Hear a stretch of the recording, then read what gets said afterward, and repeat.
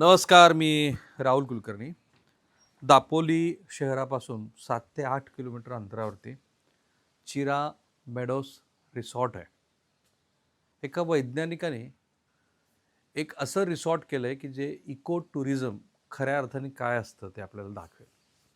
जसं एक coastal aroma नावाचं त्यांचं रेस्टॉरंट आहे आणि या रेस्टॉरंटमध्ये आणि ह्या इको टुरिझमच्या खऱ्या तुम्हाला कल्पना किंवा खरं काय असायला हवं इको टुरिझम हे दाखवणारं एका वैज्ञानिकाचं जे रिसॉर्ट आहे ना, त्या रिसॉर्टमधनं मी तुम्हाला त्यांनी स्वतः इन्व्हेंट केलेल्या काही पदार्थांची आणि अर्थातच कोकणातल्या मूळ मातीतल्या, कारण तुमची मातीबरोबर किती निष्ठा आहे त्यातनंच तर ह्या कल्पना सुचतात, तर त्याची तुम्हाला ओळख करून देणार आहे.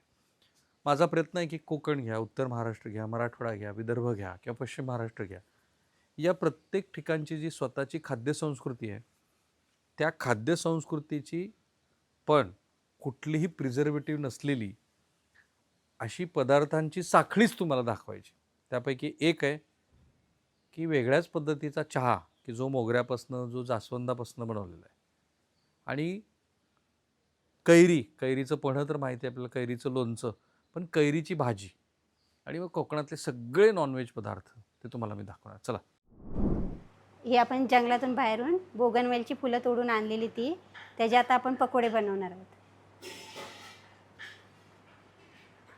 ह्याच्यामध्ये मी बेसन आणि ओवा आणि थोडंसं मीठ आणि हळद घेतलेली आहे आणि ते थोडं पाण्यातून भिजवायचं आणि त्याच्यामध्ये हे बोगनवेलची फुलं ह्याच्यामध्ये घ्यायचे तोडून थोडे छोटे छोटे.